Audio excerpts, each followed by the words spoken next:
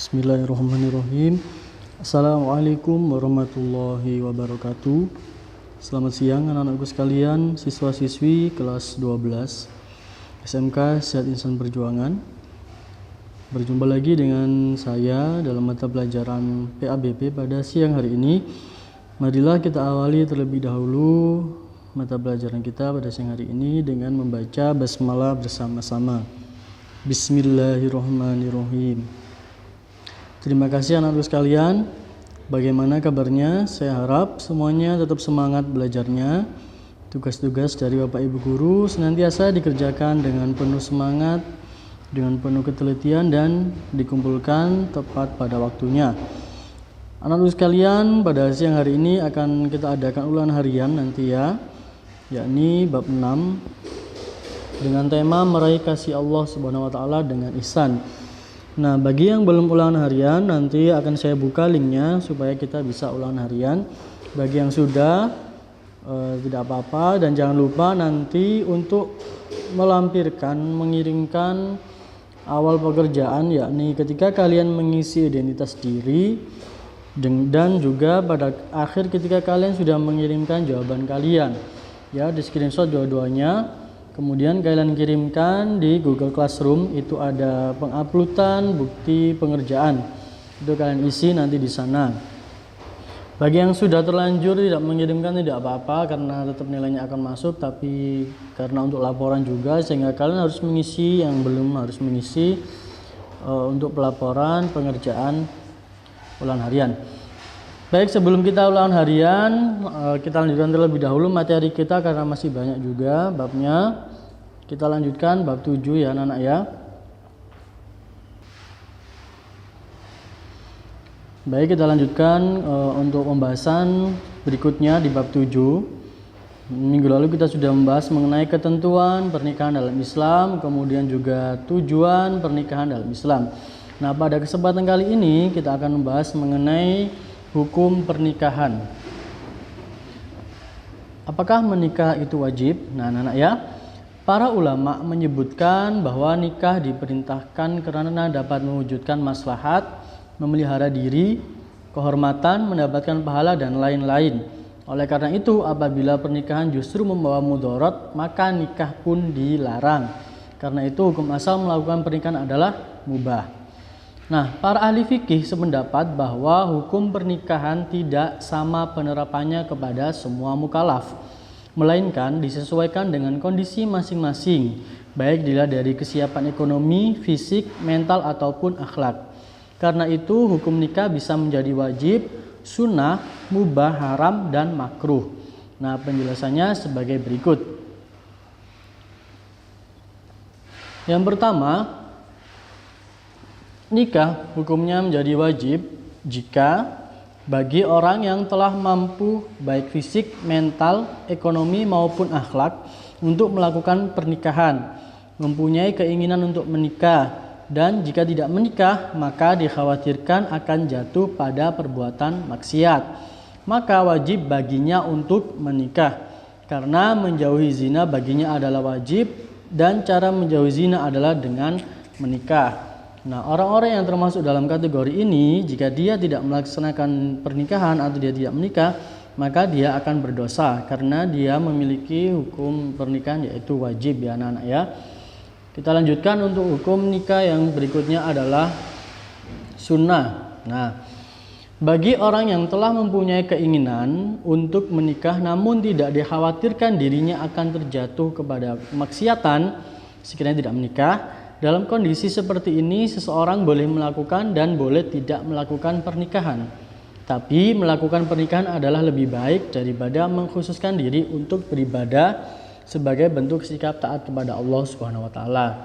Nah, orang-orang ini termasuk dalam kategori hukumnya adalah sunnah ya anak-anak ya. Kemudian hukum yang ketiga adalah mubah. Bagi yang mampu dan aman dari fitnah tetapi tidak membutuhkannya atau tidak memiliki syahwat sama sekali, seperti orang yang impoten atau lanjut usia, atau yang tidak mampu menafkahi sedangkan wanitanya rela dengan syarat wanita tersebut harus rasyidah atau berakal. Juga mubah bagi yang mampu menikah dengan tujuan hanya sekedar untuk memenuhi hajatnya atau bersenang-senang tanpa ada niat ingin keturunan atau melindungi diri dari yang haram. Nah, itu hukum pernikahan menjadi mubah. Yang berikutnya adalah haram ya anak-anak ya. Bagi orang yang yakin bahwa dirinya tidak akan mampu melaksanakan kewajiban-kewajiban pernikahan, baik kewajiban-kewajiban yang berkaitan dengan hubungan seksual maupun berkaitan dengan kewajiban-kewajiban lainnya. Pernikahan seperti ini mengandung bahaya bagi wanita yang akan dijadikan istri. Sesuatu yang menimbulkan bahaya dilarang dalam Islam. Tentang hal ini, Imam Al-Qurtubi mengatakan jika suami mengatakan bahwa dirinya tidak mampu menafkahi istri atau memberi mahar dan memenuhi hak-hak istri yang wajib atau mempunyai suatu penyakit yang menghalanginya untuk melakukan hubungan seksual, maka dia tidak boleh menikahi wanita itu sampai dia menjelaskannya kepada calon istrinya. Demikian juga wajib bagi calon istri menjelaskan kepada calon suami jika dirinya tidak mampu memberikan hak atau mempunyai suatu penyakit yang menghalanginya untuk melakukan hubungan seksual dengannya. Itu hukum pernikahannya menjadi haram ya anak ya. Kemudian hukum berikutnya adalah makruh, yaitu bagi seseorang yang mampu menikah tetapi dia khawatir akan menyakiti wanita yang akan dinikahinya atau menzalimi hak-hak istri dan buruknya pergaulan yang dia miliki dalam memenuhi hak-hak manusia atau tidak minat terhadap wanita dan tidak mengharapkan keturunan, maka pernikahannya menjadi makruh ya anak-anak ya. Paham ya makruh itu bagaimana ya? Nah, hukum yang berikutnya adalah itu tadi adalah hukum-hukum dalam pernikahan ya, ada yang wajib, kemudian sunnah, mubah, haram dan juga makruh. Menyesuaikan atau tergantung dari situasi si yang mau menikah itu ya anak-anak ya.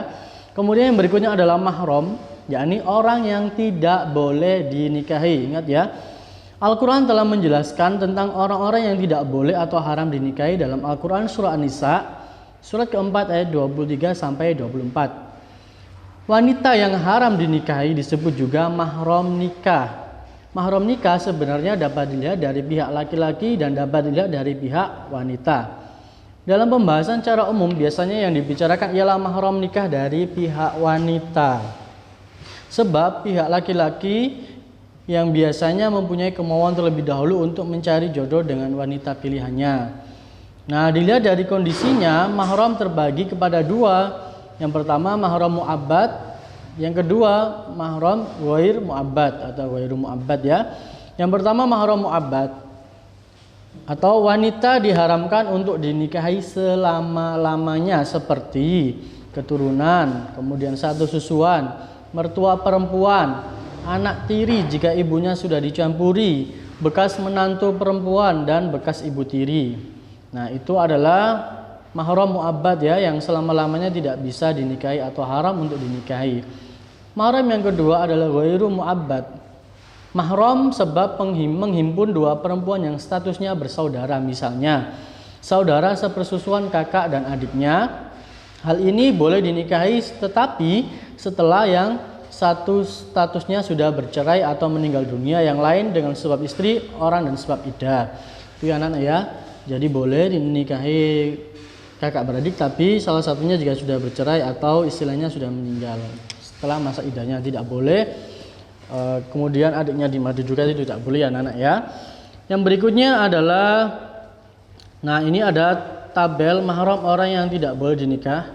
Ini bisa kalian perhatikan di sini, keturunan, kemudian ada sebab pernikahan, ada yang sebab persusuan, ada yang sebab dikumpul atau di madu.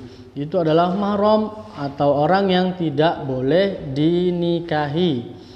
Kita lanjutkan, berikutnya adalah rukun pernikahan. Nah, rukun dan syaratnya ya anak-anak ya, ini dirangkum menjadi satu. Yang pertama, rukun nikah ada 5 seperti berikut ini. Yang pertama adalah calon suami, kemudian calon istri, kemudian wali, 2 orang saksi dan juga sigot ya. Nah, yang pertama adalah calon suami. Nah, syarat-syaratnya apa saja? Yang pertama, bukan mahram si wanita. calon suami bukan termasuk yang mahram dinikahi karena adanya hubungan nasab atau sepersusuan. Syarat calon suami yang kedua adalah orang yang dikehendaki, yakni adanya keridhaan dari masing-masing pihak. Dasarnya adalah hadis dari Abu Hurairah radhiyallahu an, yaitu dan tidak boleh seorang gadis dinikahkan sehingga ia diminta izinnya. Hadis riwayat Al-Bukhari dan Muslim. Syarat yang ketiga adalah muayyan atau beridentitas jelas. Harus ada kepastian siapa identitas mempelai laki-laki dengan menyebut nama atau sifatnya yang khusus. Rukun yang kedua adalah calon istri. Nah, syaratnya yang pertama bukan mahram si laki-laki, yang kedua terbebas dari halangan nikah, misalnya masih dalam masa iddah atau bersatu sebagai istri orang. Rukun pernikahan yang ketiga adalah wali, yaitu bapak kandung mempelai wanita, penerima wasiat atau kerabat terdekat dan seterusnya sesuai dengan urutan asobah wanita tersebut, atau orang bijak dari keluarga wanita atau pemimpin setempat. Rasulullah SAW bersabda, tidak ada nikah kecuali dengan wali. Umar bin Khattab radhiyallahu an berkata, wanita tidak boleh dinikahi kecuali atas izin walinya atau orang bijak dari keluarganya atau seorang pemimpin. Nah, itu rukun pernikahan yang ketiga. Kemudian syarat wali. Nah, syarat wali yang pertama orang yang dikehendaki, bukan orang yang dibenci. Kemudian laki-laki, bukan perempuan atau banci. Kemudian mahram si wanita, balik dan bukan anak-anak, kemudian berakal, tidak gila, adil, tidak fasik, kemudian tidak terhalang wali lain, tidak buta, tidak berbeda agama, merdeka dan bukan budak. Nah, rukun yang keempat adalah dua orang saksi. Firman Allah Subhanahu wa taala, dan persaksikanlah dengan dua orang saksi yang adil di antara kalian, dalam Al-Qur'an surah At-Tolak surat ke-65 ayat kedua. Nah, syarat saksi adalah sebagai berikut: berjumlah dua orang, bukan budak, bukan wanita dan bukan orang fasik. Kemudian tidak boleh merangkap sebagai saksi walaupun memenuhi kualifikasi sebagai saksi. Kemudian sunnah dalam keadaan rela dan tidak terpaksa. Itu syarat dari rukun pernikahan yang keempat, yaitu dua orang saksi. Yang berikutnya adalah sighat atau ijab kabul, yaitu perkataan dari mempelai laki-laki atau wakilnya ketika akad nikah. Nah, syarat sighat adalah sebagai berikut. Yang pertama, tidak tergantung dengan syarat lain. Yang kedua, tidak terikat dengan waktu tertentu. Kemudian boleh dengan bahasa asing. Kemudian dengan menggunakan kata tazwij atau nikah, tidak boleh dalam bentuk kinayah atau sindiran. Karena kinayah membutuhkan niat, sedang niat itu sesuatu yang abstrak. Kemudian yang kelima, qabul. Harus dengan ucapan qabiltu nikahaha atau tazwijaha, dan boleh didahulukan dari ijab. Nah, anak-anak, itu tadi adalah rukun dan syarat pernikahan. Ada 5 ya. Rukunnya ada calon suami, ada calon istri, ada wali, kemudian dua orang saksi dan juga ada sigotnya. Kalau mahar bagaimana, Pak? Nah, mahar ini tidak termasuk dalam rukun pernikahan ya anak-anak ya. Makanya kalau kalian nanti memang sudah berusia untuk menikah, jangan memberatkan calon suami kalian ya dalam mahar, karena mahar ini tidak termasuk dalam rukun pernikahan ya anak-anak ya. Terus kenapa ada mahar, Pak? Nah, mahar ini adalah hak istri ya. Jadi orang istri ini harus diberikan mahar sebagai istilahnya hadiah seperti itu anak-anak ya. Kemudian kita lanjutkan untuk pernikahan yang tidak sah. Nah, ini ada beberapa pernikahan yang tidak sah anak-anak ya. Yang pertama, pernikahan mut'ah, yaitu pernikahan yang dibatasi untuk jangka waktu tertentu, baik sebentar ataupun lama. Ini biasanya seperti kawin kontrak gitu ya anak-anak ya. Ini pernikahannya tidak sah. Bahwa Rasulullah SAW melarang pernikahan mut'ah serta daging keledai kampung jinak pada saat perang Khaybar, hadis riwayat Muslim. Kenapa kok pernikahan ini tidak sah? Karena jika ada terjadi pernikahan mut'ah, maka yang akan dirugikan adalah istri dan juga anaknya. Ini sangat dirugikan. Kemudian yang kedua ada pernikahan shighar, yaitu pernikahan dengan persyaratan barter tanpa pemberian mahar. Dasarnya adalah hadis berikut. Sesungguhnya Rasulullah SAW melarang nikah shighar. Adapun nikah shighar yaitu seorang bapak menikahkan seseorang dengan putrinya dengan syarat bahwa seseorang itu harus menikahkan dirinya dengan putrinya tanpa mahar di antara keduanya. Nah, itu ya anak ya, tidak boleh seperti itu. Kemudian yang ketiga, pernikahan muhalil, yaitu pernikahan seorang wanita yang telah ditalak 3 oleh suaminya yang karenanya diharamkan untuk rujuk kepadanya. Kemudian wanita itu dinikahi laki-laki lain dengan tujuan untuk menghalalkan dinikahi lagi oleh mantan suaminya. Abdullah bin Mas'ud berkata, Rasulullah Shallallahu Alaihi Wasallam melaknat muhalil dan muhalal lahu. Hadis riwayat At-Tirmizi. Nah, ini tidak boleh anak-anak ya, pernikahan semacam ini. Menikahi wanita yang sudah ditalak 3 dengan tujuan supaya dia bisa kembali lagi menikah dengan suaminya yang pertama, itu tidak boleh. Kemudian yang keempat, pernikahan orang yang ihram, yaitu pernikahan orang yang sedang melaksanakan ihram haji atau umroh serta belum memasuki waktu tahallul. Rasulullah Shallallahu Alaihi Wasallam bersabda, orang yang sedang melakukan ihram tidak boleh menikah dan menikahkan. Hadis riwayat Muslim. Kita lanjutkan untuk pernikahan yang tidak sah berikutnya, pernikahan dalam masa iddah. Pernikahan di mana seorang laki-laki menikah dengan seorang perempuan yang sedang dalam masa iddah, baik karena perceraian ataupun karena meninggal dunia. Allah Subhanahu wa taala berfirman, dan janganlah kamu berazam atau bertetap hati untuk berakad nikah sebelum habis iddahnya. Al-Quran surah Al-Baqarah surat kedua ayat 235. Pernikahan berikutnya yang tidak sah adalah pernikahan tanpa wali. Nah, ini kurang satu ya anak-anak ya. Pernikahan tanpa wali yaitu pernikahan yang dilakukan seorang laki-laki dengan syarat dengan seorang wanita tanpa seizin walinya. Rasulullah SAW bersabda, tidak ada nikah kecuali dengan wali. Yang berikutnya adalah pernikahan dengan wanita kafir selain wanita-wanita ahli kitab. Berdasarkan firman Allah Subhanahu wa taala, dan janganlah kamu menikahi wanita-wanita musyrik sebelum mereka beriman. Sesungguhnya wanita budak yang mukmin lebih baik dari wanita musyrik, walaupun dia menarik hatimu. Al-Quran surah Al-Baqarah surat kedua ayat 221.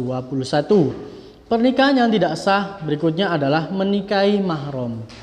Baik mahram untuk selamanya, mahram karena pernikahan atau karena sepersusuan ya, baik mahram mu'abbad atau ghairu mu'abbad tadi anak-anak ya.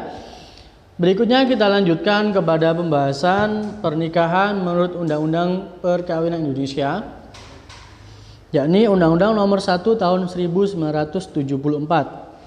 Di dalam negara Republik Indonesia, segala sesuatu yang bersangkut paut dengan penduduk harus mendapat legalitas pemerintah dan tercatat secara resmi, seperti halnya kelahiran, kematian, dan perkawinan. Dalam rangka tertib hukum dan tertib administrasi, maka tata cara pelaksanaan pernikahan harus mengikuti prosedur sebagaimana diatur dalam peraturan pemerintah tentang pelaksanaan Undang-Undang Nomor 1 Tahun 1974. Adapun pencatatan pernikahan sebagaimana termaktub dalam bab 2 pasal 2 adalah dilakukan oleh pegawai pencatat nikah atau PPN yang berada di wilayah masing-masing.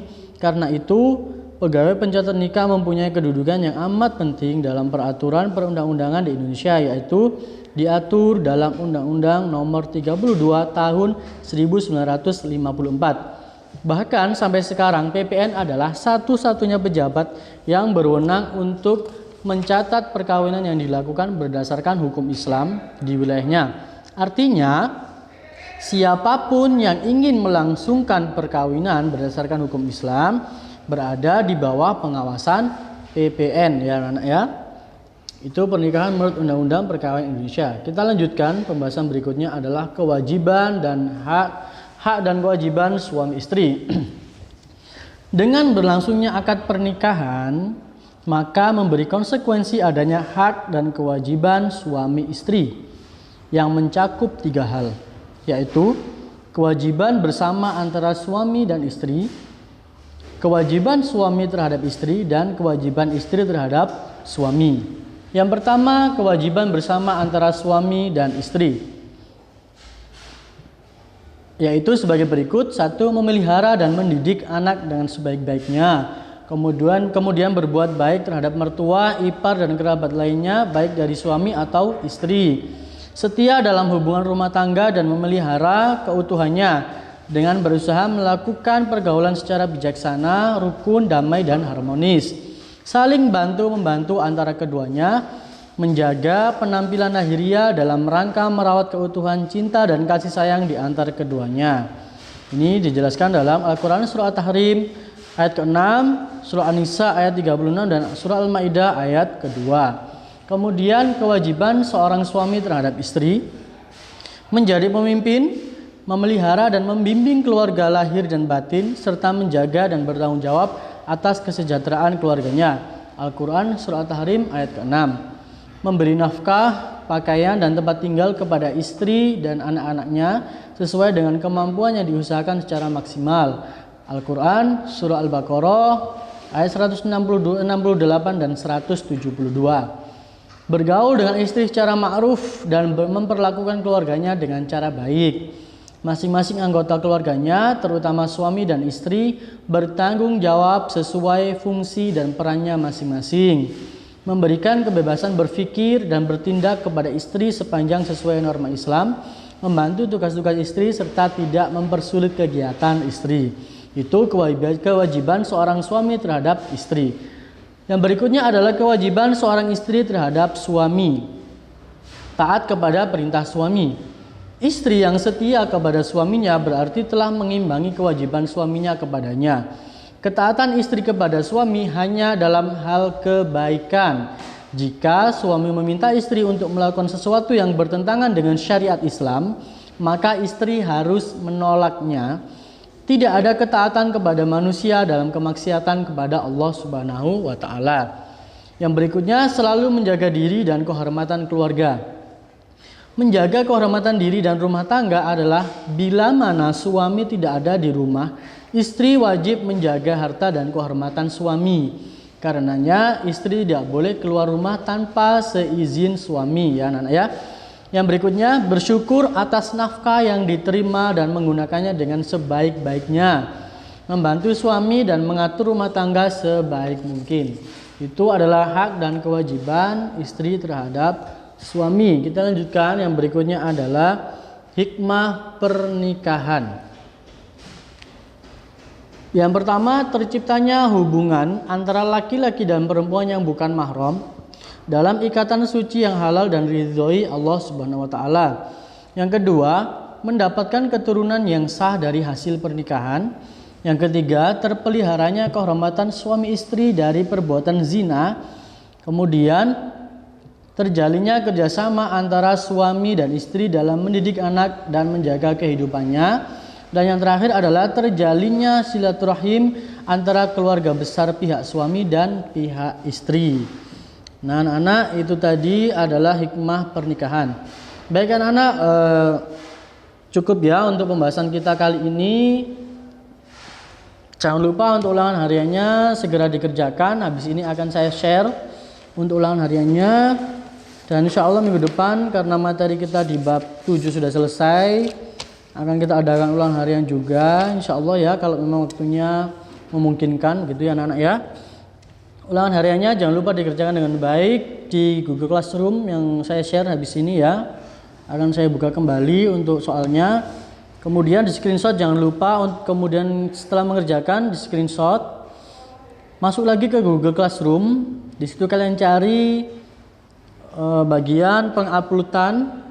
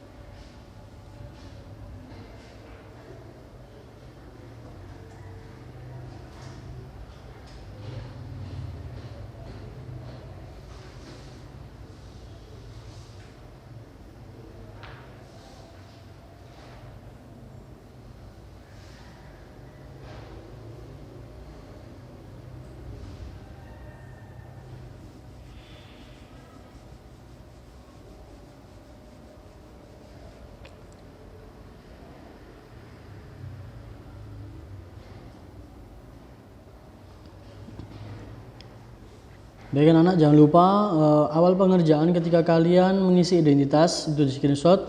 Kemudian sama ketika kalian sudah mengirimkan jawaban itu juga di screenshot. Jadi ada dua yang kalian kirim nanti di upload itu ya.